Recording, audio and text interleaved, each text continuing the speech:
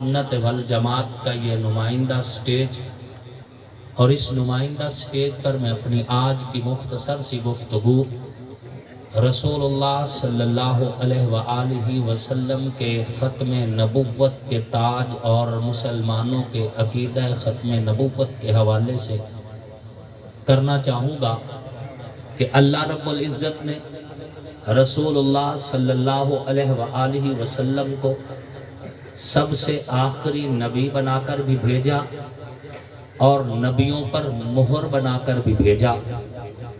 رسول اللہ کے اس کائنات میں تشریف لے کے آ جانے کے بعد اب اس کائنات کو کسی اور نبی کی بطور پیغمبر ضرورت نہیں ہے۔ ہدایت کے سارے وعدے، ہدایت کے سارے وسیلے، ہدایت کے سارے راستے، ہدایت کے سارے چشمے، ہدایت کی ساری صورتیں رسول اللہ کی تشریف آوری پہ مکمل ہو چکی ہیں۔ اب کائنات کو کسی اور نبی کی ضرورت نہیں ہے۔ کوئی ذلی بروزی کروزی مرزکانے جیسا موزی لاکھ دعویٰ کرے، ہم اس کو بطور نبی چند منٹ کے لیے بطور نبی تسلیم کر کے کافر نہیں ہونا چاہتے۔ ذرہ برابر بھی اس کی نبوت کی دلیل سننے کو تیار نہیں ہے۔ جب رب لم یزل نے فرما دیا ما کان محمد ابا احد من رجالکم ولکن رسول اللہ و خاتم النبیین، تو اب کوئی ہواؤں میں اڑ کے دکھائے، پانی پہ چل کے دکھائے، کعبہ کے غلاف میں لپٹے، زمزم میں نہا کر دکھائے، یا کوئی بھی طریقہ اختیار کرے، ہم اس سے کوئی دلیل تسلیم کرنے کو تیار نہیں ہے۔ اس لیے کہ بڑا واضح عقیدہ قرآن کی صورت میں، حضور کے فرمان کی صورت میں اس امت تک پہنچ چکا ہے، اور رسول اللہ کی خلافت کے ساتھ متصل، رسول اللہ کی رسالت اور ختم نبوت کے ساتھ متصل سلسلہ خلافت کا جو شروع ہوا، دنیا کو پیغام تھا کہ حضور کا خلیفہ آئے، اب اور کوئی نبی نہیں آئے گا۔ خلافت ختم نبوت کی دلیلوں میں پہلی دلیلوں میں ہے کہ آپ کے بعد اب خلافت کا سلسلہ شروع ہوئے، اب نبوت کا سلسلہ نہیں ہے۔ پہلا خلیفہ آئے، اس نے آتے ہی دنیا میں سب سے پہلے جو لشکر روانہ کیے ہیں وہ دو طریقوں سے روانہ کیے گئے، یا مانعین زکوٰۃ کے خلاف تھے یا منکرین ختم نبوت کے خلاف تھے۔ منکرین ختم نبوت کے خلاف میرے پاک پیغمبر کے خلیفہ بلا فصل سیدنا ابو بکر صدیق نے آپ علیہ السلام کی ختم نبوت کے تحفظ کے لیے وہ اصولی جنگ لڑی۔ اس جنگ نے بتا دیا اب کوئی گنجائش نہیں ہے، اب کوئی جگہ نہیں ہے، اب کوئی ضرورت بھی نہیں ہے۔ میرے پاک پیغمبر کے صحابہ نبی کی ختم نبوت کے لیے، آپ کی نبوت کے ختم نبوت کے تحفظ کے لیے مسیلمہ کذاب سے حتمی جنگ لڑ گئے۔ وہ صحابہ جو پاک پیغمبر کے ساتھ 74 جنگیں لڑے ہیں غزوات اور سرایا کی صورت میں، ان 74 جنگوں کے اندر صحابہ کی تعداد شہادت کی چند ایک صحابہ شہید ہوئے ہیں، لیکن یہ مسیلمہ کذاب کے خلاف جب جنگ لڑی گئی ہے تو 1400 کے قریب صحابہ شہید ہوتے ہیں، جن میں سینکڑوں صحابہ حافظ قرآن ہیں۔ دنیا کو بتا دیا کہ ختم نبوت کے عقیدے کے تحفظ کے لیے بدری صحابہ بھی قربان ہوئے ہیں، کر دیے ہیں، حافظ صحابہ بھی قربان ہوئے ہیں، کر دیے ہیں۔ قربانیاں پیش کرنے کے بعد مسیلمہ کذاب سے حتمی جنگ لڑ کے حضرت ابو بکر صدیق نے دنیا کو بتا دیا تھا کہ نہ کوئی لچک ہے، نہ کوئی گنجائش ہے، خاتم النبیین محمد کے ساتھ ہے، محمد کے بعد ہم کسی کو نبی تسلیم نہیں کر سکتے۔ نعرہ تکبیر! اے اہل ایمان، یاد رکھیں یہ لوگ جو عقیدہ ختم نبوت کے دشمن ہیں، ان لوگوں کے ساتھ میل جول رکھنا بھی، اٹھنا بیٹھنا بھی، یہ بھی ایمان کو ضائع کرنے کے لیے کافی ہے۔ یہ بات ذہن میں رکھنا۔ بعض لوگ یہ کہتے ہیں کہ جی ہم تو 20 سال ہو گئے فلاں مرزائی کے ساتھ ہمارا اٹھنا بیٹھنا ہے، اس نے تو کبھی ہمارے ساتھ مذہبی گفتگو ہی نہیں کی، اس نے تو ہمارے ساتھ کبھی مذہبی عنوان پر کبھی کوئی بات ہی نہیں کی۔ یہ نہیں ہو سکتا کہ رسول اللہ کا دشمن تمہارے پاس اٹھے بیٹھے اور تمہارے دل میں شک نہ ڈالے، یہ کبھی نہیں ہو سکتا۔ وہ کبھی نہ کبھی تمہیں ضرور شک میں ڈالے گا، تمہارا ایمان ضائع کرنے کی کوشش کرے گا۔ ایک صاحب کے بارے میں نے پڑھا، وہ کہہ رہے تھے کہ میں نے ایک بندے سے سنا، وہ کہہ رہا تھا کہ 40 سال سے میرا تعلق ہے مرزائی سے، اس نے تو کبھی مجھے مذہبی بات ہی نہیں کی۔ تو میں نے اسے کہا کہ کبھی اس نے سوال کیا ہے آپ سے؟ تو اس نے کہا ہاں ایک سوال اس نے کیا تھا۔ کیا سوال تھا؟ اس نے کہا کہ عیسائیوں کا جو نبی ہے حضرت عیسیٰ علیہ السلام، وہ مسلمانوں کے عقیدے کے مطابق کہاں ہیں؟ تو میں نے کہا کہ وہ آسمانوں میں ہیں۔ اسلام کے اندر قرآن کا عقیدہ بھی یہی ہے کہ اللہ رب العزت نے جناب سیدنا عیسیٰ علیہ السلام کو زندہ زمین سے آسمانوں پہ اٹھا رکھا ہے، تو وہ آسمانوں پہ ہیں۔ یہ مسلمانوں کا بڑا واضح عقیدہ ہے۔ تو اس نے کہا کہ وہ حضرت عیسیٰ علیہ السلام آسمانوں پر ہیں۔ انہوں نے کہا رسول اللہ نے پردہ فرمایا، وہ کہاں ہیں؟ تو انہوں نے کہا وہ روضہ اطہر میں زمین کے اندر ہیں۔ تو اس نے کہا یہ بتاؤ کہ تمہارا نبی افضل ہے یا حضرت عیسیٰ علیہ السلام افضل ہیں؟ تو ہم نے کہا کہ حضرت محمد علیہ السلام افضل ہیں۔ تو اس نے کہا، مرزائی آگے سے کہنے لگا کہ افضل کو چاہیے تھا آسمانوں پر ہوتا، یہاں تو افضل زمین کے اندر ہے۔ تو شک ڈال دیا نا، افضل کو اوپر ہونا چاہیے، یہاں جو افضل ہے وہ تو زمین میں ہے، شک ڈال دیا۔ اس نے کہا پھر، اس نے کہا میرے پاس تو کوئی جواب نہیں تھا، میں تو چپ رہا۔ اب یہ بتاؤ جب چپ رہا تو اس کا مطلب ہے کہ شک آ گیا نا، اور جب دل میں شک آ گیا تو ایمان اپنی جگہ پہ نہیں رہا۔ تو اس سے بہتر ہے کہ آپ ان لوگوں کے پاس بیٹھے ہی نہ، اور کبھی کوئی شک اور وسوسہ دل میں کوئی ڈالے تو پھر آپ علماء سے رجوع کریں۔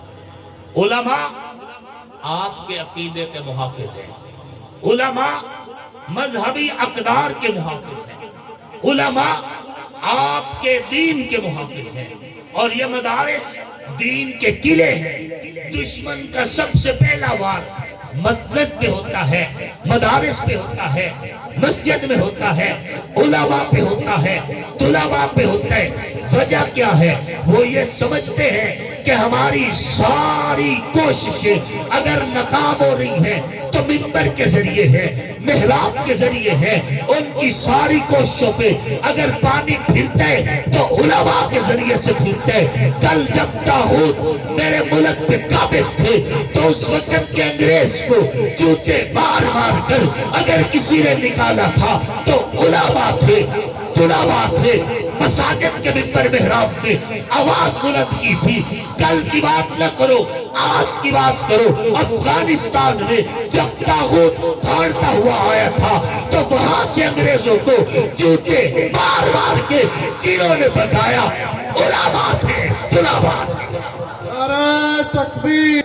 دشمن خوف زدہ ہے، لیکن یہاں پہ اتنا ضرور کہوں گا کہ دشمن تو ہم سے ڈرے یہ تو سمجھ آتا ہے، ہماری ریاست ہم سے کیوں خوف زدہ ہے؟ ہماری ریاست کو ہم سے کیا ڈر ہے؟ ہماری ریاست کو ہم سے کیا خطرہ ہے؟ تم سرحدوں پہ پہرا دیتے ہو، ہم تہجد میں تمہارے لیے دعائیں کرتے ہیں۔ تم سینے پہ گولی کھا کے آتے ہو، ہم دل میں اپنا افسوس محسوس کر رہے ہوتے ہیں۔ دشمن تو ہم سے ڈرے، ریاست ہم سے کیوں خوف زدہ ہے؟ ریاستی ادارے ہم سے کیوں خوف زدہ ہے؟ ہم تو پاکستان سے اپنے ایمان کی طرح محبت کرنے والے لوگ ہیں۔ ہم نے تو حرز جاں بنا رکھا ہے اس وطن کو۔ ہم نے تو ہر دور میں یہی کہا کہ پاکستان کا مطلب کیا؟ لا الہ الا اللہ۔ یہی لوگ پاکستان کے اصلی محافظ ہیں۔ آج پاکستان میں ایک ایسی یونیورسٹی دکھائے جس یونیورسٹی میں یورپ کے لوگ پڑھنے آ رہے ہو، کوئی ایک ایسا کالج اور کوئی انسٹیٹیوٹ دکھائیں جہاں پہ یورپ سے، یو ایس اے سے، یو کے سے لوگ پڑھنے آئے ہو. ایک بھی ادارہ نہیں جہاں پہ اربوں خربوں ڈالر ہماری ریاست خرچ کر رہی ہے. ایک بھی ایسا پاکستان میں ادارہ نہیں جہاں پہ لوگ باہر سے آئے اور یہاں پہ پڑھے، ویزا لے کر آئے کہ ہم پاکستان میں پڑھنے جا رہے ہیں، جہاں پہ تم اربوں خربوں خرچ کر رہے ہو. اور یہ خانقاہ ہے، یہ درسگاہیں، یہ مدارس جو اپنا وزن خود اٹھاتے ہیں، جو اپنی مدد آپ کے تحت چلتے ہیں، ان مدارس کو یہ اعزاز ہے. یو ایس اے سے لوگ ویزا لے کر آتے ہیں پاکستان میں دین پڑھنے کے لیے، یو کے سے لوگ آتے ہیں ویزے لے کر پاکستان میں دین پڑھنے کے لیے، غیر ملکوں سے لوگ ویزے لے کر آتے ہیں دین کی دعوت سیکھنے کے لیے. یہ اعزاز اسی ٹوپی داڑھی اور پگڑی والے کو حاصل ہے جس نے پاکستان کا وقار دنیا کی آنکھوں میں بنایا ہے کہ اگر دین سیکھنا ہے تو پاکستان کے اداروں میں آؤ اور پاکستان میں آ کے دعوت اور تبلیغ بھی سیکھو اور دین بھی سیکھو. یہ پاکستان کے اس سے بڑا اور اس سے بڑی کوئی این جی او نہیں ہے یہ مدارس. تو سامعین محترم، میں عرض یہ کر رہا تھا کہ یہ ٹوپی داڑھی اور پگڑی، یہ مسجد، منبر اور محراب، یہ تمہارے عقیدوں کے محافظ ہیں، یہ تمہارے نظریات کے محافظ ہیں، یہ تمہاری اس فکر کے محافظ ہیں جو اکابر سے نسل در نسل تمہارے تک پہنچائی گئی. شک میں ڈال دیا اس کو کہ جب حضرت عیسیٰ علیہ السلام آسمانوں پہ ہیں تو کہنے لگا کہ وہ افضل ہیں پھر. اب یہ مسلمان بیچارہ شک میں، ایک عالم کے ساتھ جب پہنچے تو عالم نے اسے بتایا کہ آپ نے کبھی ترازو کو دیکھا ہے؟ اس نے کہا دیکھا ہے.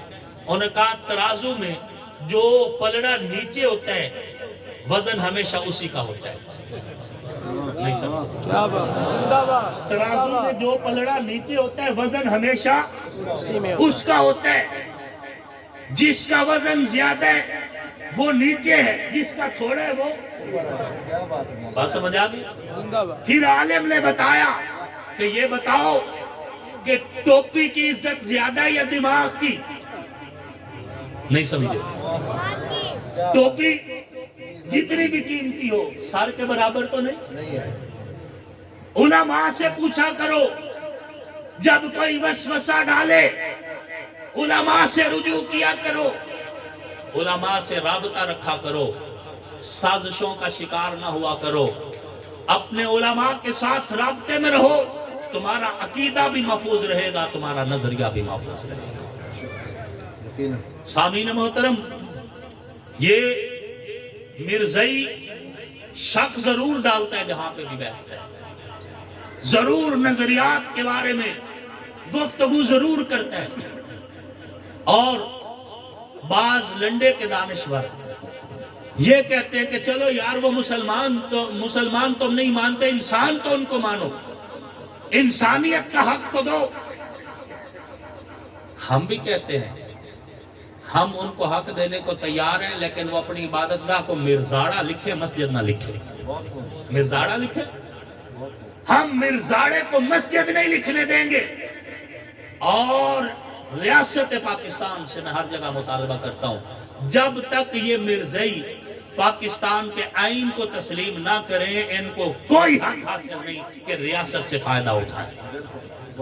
آئین پاکستان جب مرزائیوں کو کافر قرار دے چکا ہے تو مرزائی اپنے آپ کو کافر تسلیم کرے، اور جب تک میرے وطن کا آئین تسلیم نہیں کریں گے اس وقت تک ان کو پاکستان سے مفاد حاصل کرنے کی اجازت نہیں ہونی چاہیے. بجلی میری استعمال کرتے ہیں، وطن میرے کا پانی استعمال کرتے ہیں، سانسیں میرے وطن میں لیتے ہیں، وسائل ہمارے استعمال کرتے ہیں، اور انکار بھی ریاست کے آئین کا کرتے ہیں. یا یہ آئین کو تسلیم کریں یا پھر میری ریاست کے وسائل استعمال کرنا چھوڑ رہی ہے. بات جی ان کو اجازت دینی چاہیے. یہ بتائیں سپریم کورٹ کے سامنے کوئی سپریم کورٹ جیسی عمارت بنائے اور خود ساختہ چیف جسٹس بن کر اس میں بیٹھ جائے اور وہاں پہ بیٹھ کے وہ فیصلے کرنا چاہے اور وہ اپنا نام بھی وہی رکھے جو ہمارے چیف جسٹس کا ہے، تو کیا ہمارا یہ چیف جسٹس اسے یہ اجازت دے گا؟ نہیں دے گا. اس بات کو چھوڑے، یہاں پہ کوکا کولا کی ایک فیکٹری لگی ہوئی ہے، اس کے سامنے کوئی آ کر ایک اور فیکٹری لگا لیتا ہے اور اپنا نام بھی کوکا کولا رکھتا ہے، ویسا لیبل ویسا سارا کچھ بنا کر وہ دوسری فیکٹری چلانا چاہے، یہ والے اس کو چلانے دیں گے؟ نہیں۔ کیا خیال ہے؟ جب دنیا کے اعتبار سے تم ایک برانڈ کو دوسرا لیبل نہیں لگنے دیتے تو پھر ہم اسلام کا لیبل کسی مرزائی کو کیوں لگانے دیں؟ ہم کیوں اس کو یہ اجازت دیں؟ یہ لنڈے کے دانشوروں کو ساری مثالیں دین کی طرف کیوں موڑتی ہیں ان کی؟ کہیں مسجد اچھی بن گئی تو ان لنڈے کے لیبرلز نے آگے سے کہنا شروع کر دیا جو بوری سیمنٹ کی مسجد کو دے رہے تھے بہتر تھا کسی یتیم کو دے دیتے۔ کہیں پہ کسی عالم دین کے پاس اچھی گاڑی آ گئی، یہ دیکھ لو جی اچھی گاڑی رکھ لی تھی، اس سے بہتر تھا کسی یتیم کی شادی کروا دیتے۔ کسی نے دوسری بار حج کر لیا، یہ لنڈے کا لیبرل پوسٹ کر رہا ہے کہ جی اس سے تو بہتر تھا کہ بار بار حج کرنے کی بجائے کسی یتیم بچی کی شادی کروا دیتے۔ اور تمہیں یہ ساری مثالیں مسجد اور حج اور نماز اور ان چیزوں پہ متصل نظر آتی ہیں۔ یہ بھی تو کہہ سکتے تھے کہ میاں اس کے پاس آئی فون ہے، یہ کوئی چھوٹا فون رکھ لیتا، اس کے پاس بڑی کوٹھی بنگلے یہ اس سے تھوڑی چھوٹی سائز کے رکھ لیتا۔ جن کے بنگلے ہیں ان کو تانے نہیں دے رہے، جو آئی فون رکھ رہے ان کو تانے نہیں دے رہے، جو ہیلی کاپٹر لے کے پھر رہے ان کو کوئی تانے نہیں ہے۔ تمہیں تانا ملتا ہے تو مسجد کے اوپر لگے ماربل پر، تمہیں تانا ملتا ہے تو مدرسے پہ لگے ہوئے پیسے پر، تمہیں تانا ملتا ہے تو عالم دین کو دی ہوئی عزت پر۔ یہ لنڈے کے لیبرل دراصل انہیں اسلام کی شان و شوکت اچھی نہیں لگتی، اب اسلام کے خلاف بولیں گے تو دنیا جوتے مارے گی، اس ڈر سے اسلام کے خلاف نہیں بولتے، پھر علماء کے خلاف باتیں کر کے اپنے دل کی بڑاس نکالتے ہیں۔ لیکن انشاءاللہ اگر وہ موجود ہیں تو یہ دیوانے بھی موجود ہیں، اگر نفرت کرنے والے موجود ہیں تو یہ محبت کرنے والے بھی موجود ہیں۔ ہماری نظریں اور نفرت کرنے والوں پہ نہیں ہے، ان محبت کرنے والوں پہ ہے۔ ہم کلمہ حق بلند کرتے رہیں گے، نبی کی ختم نبوت کے نعرے لگاتے رہیں گے، عظمت اصحاب محمد بیان کرتے رہیں گے، آل محمد کا مقام بولتے رہیں گے۔ ہم سے توقع یہی رکھی جائے کہ جب بھی نبی کی ختم نبوت کی بات ہوگی تو صف اول کا سپاہی آصف معاویہ ہوگا، جب صدیق و عمر عثمان و علی کے دفاع کی بات ہوگی تو صف اول میں آصف معاویہ ہوگا، جب نبی کے اہل بیت کے تقدس کی بات ہوگی تو علی کو مولا کہنے کے لیے بھی صف اول میں آصف معاویہ ہوگا۔ نعرہ تکبیر، اپنی ذمہ داری سے خوب واقف ہوں، مجھے کسی سے سرٹیفکیٹ لینے کی کوئی ضرورت نہیں ہے، مجھے کسی سے سند لینے کی کوئی ضرورت نہیں ہے۔ میں اس رب کو جواب دہ ہوں اور میں ان لوگوں کا مقروض ہوں جن کے 8 سال کے دیے ہوئے چندے کی بدولت میں نے مدرسے میں پڑھا اور قرآن و حدیث پڑھ کے پھر میں میدان عمل میں اترا۔ میں الحمدللہ اپنے ضمیر کے اعتبار سے مطمئن ہوں اور میں انشاءاللہ میدان میں رہوں گا، اور کسی کی بھولے کہ وہ یہ سمجھے کہ ہم وقتی جنگ کے ہار گئے ہیں تو پھر کوئی ہمارے ووٹرز کے ساتھ ظلم اور زیادتی کرے گا، ہماری عوام کے ساتھ ظلم اور زیادتی کرے گا۔ میں کھلا پیغام دینا چاہتا ہوں، دادا گیری، رسا گیری، چور بازاری، رشوت ستانی اور بدماشی کرنے والوں کے لیے ہم کل بھی موت تھے اور آج بھی موت ہے، کل بھی موجود تھے آج بھی موجود ہیں، اور انشاءاللہ کوئی یہ نہ سمجھے کہ میرا ووٹر لاوارث ہے۔ ہم اپنے ایک ایک ووٹر پہ پہرا دے بھی رہے ہیں اور انشاءاللہ دیتے بھی رہے۔ ہم بزدل نہیں ہیں، بزدل نہ بنو، بزدل کے لیے جینا بھی گراں مرنا بھی گراں، جینے کو بھی ہمت لازم ہے، مرنے کو بھی طاقت لازم ہے۔ ہم موجود ہیں اللہ کے فضل و کرم سے، اور انشاءاللہ زندگی کی آخری سانس تک آپ محبتیں دیتے رہیں، ہمیں انشاءاللہ سینہ تان کے میدان میں موجود ہیں۔